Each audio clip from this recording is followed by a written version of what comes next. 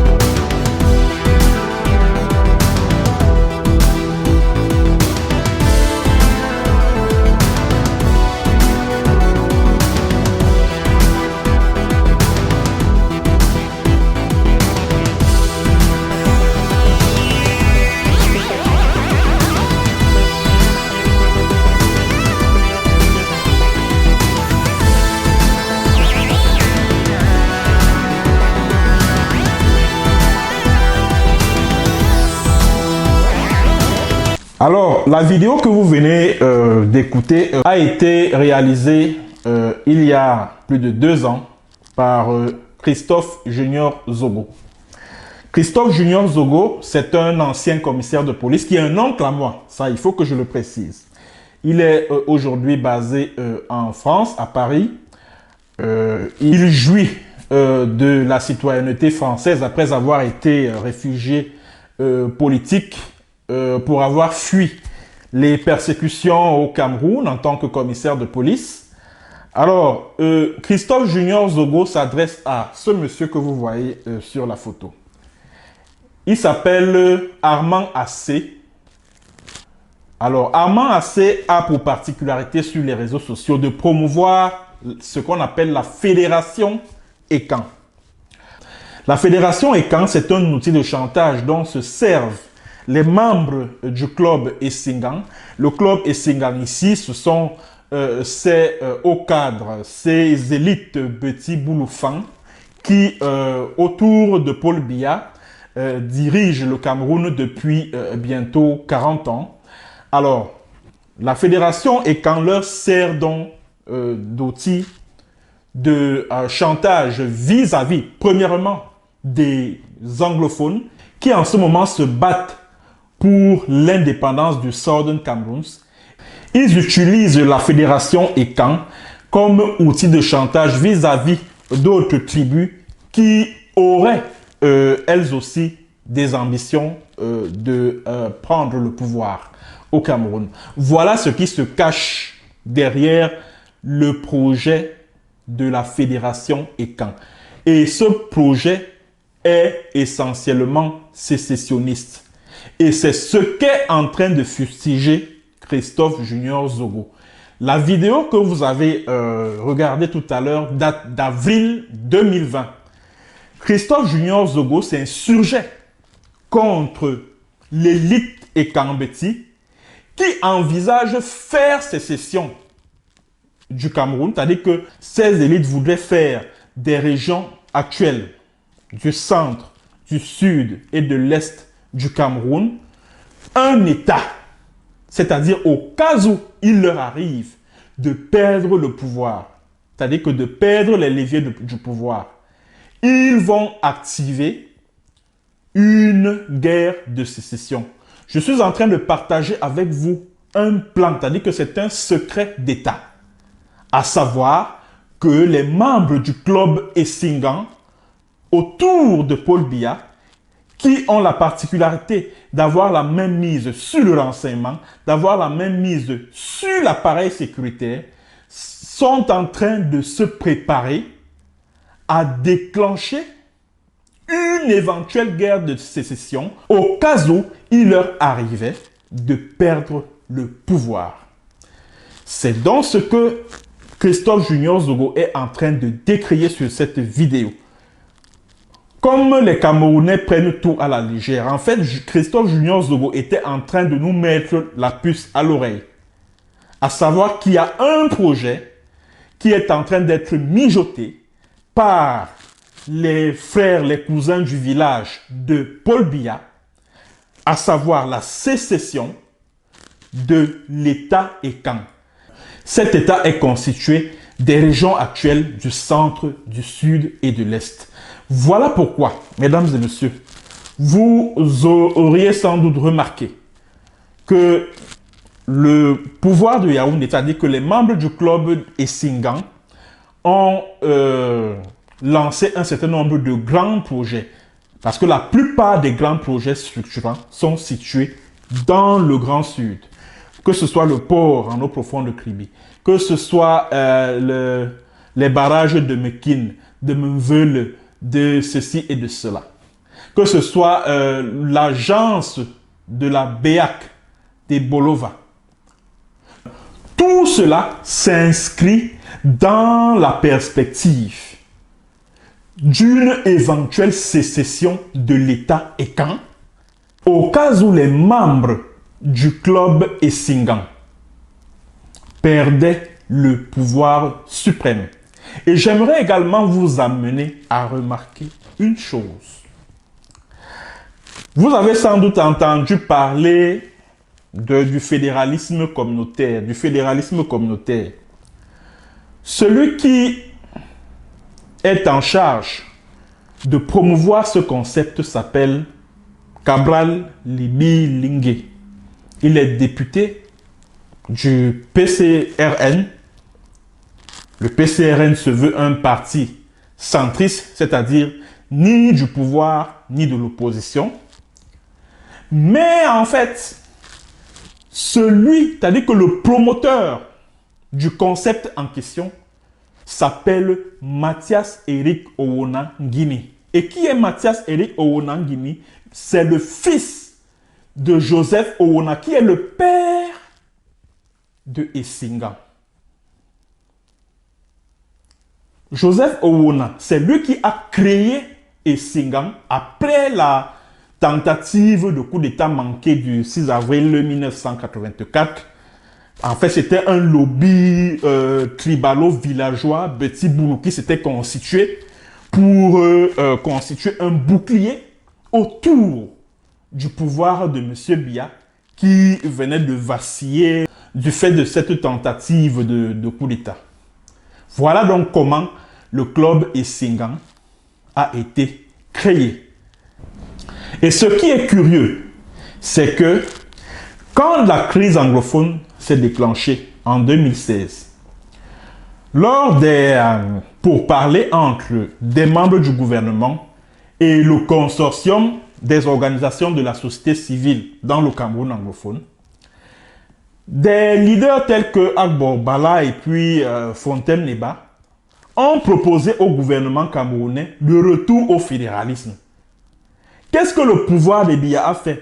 Qu'est-ce que les membres du club des Essingan ont fait? Ils ont attrapé Agbor Bala, Fontaine Neba et ils ont jeté en prison. Juste parce qu'ils ont évoqué le terme fédéralisme. Retour au fédéralisme. Or, Cabral Libi Lingué, il fait la ronde de toute la République. Il promeut son ouvrage sur le fédéralisme communautaire. Il parle du fédéralisme communautaire. On ne lui fait absolument rien. On ne lui rappelle pas que non, le Cameroun est un et indivisible.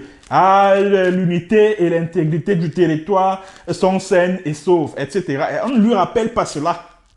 Parce que quand les maîtres Agbor-Bala et autres avaient posé le problème du fédéralisme à l'orée de la crise anglophone, on leur a opposé que non, le Cameroun est un et indivisible. Ah, vraiment, la forme de l'État est non négociable, etc. Mais Cabral Libi a la liberté de parler du fédéralisme communautaire. Et pourquoi les membres du club et Singang lui accordent cette liberté? C'est simplement parce que ce fédéralisme communautaire-là cadre avec le projet de sécession de l'État Ekang, qui est porté par les membres du club des Essingang au pouvoir au Cameroun. Voilà la vérité. Voilà la vérité. Donc, en plus de confisquer le pouvoir ad vitam aeternam, le plan B que les membres du club des Essingang autour de Paul Biya ont prévu, au cas où il leur arrivait de perdre le pouvoir, c'est de déclencher une guerre de sécession. Parce que je tiens à vous annoncer que tous ces barons et Kambeti Bouloula qui contrôlent l'essentiel du pouvoir au Cameroun, que ce soit l'argent, que ce soit le renseignement, que ce soit l'armée, la police, la gendarmerie, au Cameroun, ils ont amassé un trésor de guerre. Quand vous entendez parler, dans une précédente chronique, je vous parlais de la ligne 94. En fait, c'était un prétexte pour eux, pour ces membres de Essingang, c'est-à-dire que de rassembler de stocker un véritable trésor de guerre en perspective de cette guerre de sécession que l'élite Beti Boulou, c'est-à-dire que l'élite Essingang est en train de préparer. Quand vous entendez parler des projets structurants dont je parlais tout à l'heure, combien de ces projets structurants ont été déjà inaugurés? Parce que c'est en 2012 que Paul Biya a lancé tous ces projets, que ce soit le barrage de Mekin, de Mvele, de Lompangar, le port de Kribi, etc. Aujourd'hui, combien de tous ces projets-là ont été inaugurés par Biya? Aucun. Surtout en ce qui concerne les barrages. Rien n'a été inauguré. Simplement parce que ces grands projets structurants constituaient un prétexte pour Essingang de détourner le maximum d'argent possible en vue d'acheter des armes qui leur permettront d'asseoir leur projet sécessionniste. C'est-à-dire que la sécession de l'État Ekang. Et ce sont ces mêmes individus qui estiment que les ambazoniens sont les sécessionnistes, sont les terroristes, etc., etc. Alors qu'eux-mêmes, ils sont en train de mijoter un plan sécessionniste. Ils sont en train de vouloir que les régions du centre, du sud et de l'est fassent sécession de la République du Cameroun. Mes chers compatriotes, mes chers followers camerounais, prenez cette information que je vous donne très au sérieux et surtout, qu'elle provient de quelqu'un qui n'était pas n'importe qui au Cameroun, à savoir Christophe Junior Zogo. Il a beau avoir une opinion que nous, on ne partage pas, mais il faut prendre ce qu'il dit au sérieux et surtout que par la suite, parce que comme je vous l'ai dit en début de cette chronique, la vidéo que j'ai jouée en début de cette prestation date d'avril 2020. Et en novembre 2020, Junior Zogo, au cours d'un live sur son compte Facebook, avait opéré un virage à 180 degrés et annoncé que si le Southern Cameroun, c'est-à-dire que l'indépendance de l'Ambazonie est proclamée, et que si un Camerounais autre qu'un ressortissant des régions du centre, du sud et de l'est arrive au pouvoir et qu'il veut lancer une chasse aux sorcières contre l'élite et Kambeti Boulou qui a dirigé le Cameroun avec Paul Biya, c'est-à-dire que les membres du club Essingan. Donc si ce nouveau président de la République veut lancer une véritable chasse aux sorcières contre les membres du club Essingan, ils ont deux options. Soit ils vont proclamer la naissance d'un État fédéré Ekan, soit ils vont proclamer la naissance d'un État Ekan et faire sécession de la République du Cameroun. La vidéo date, je crois, d'octobre ou de novembre 2020.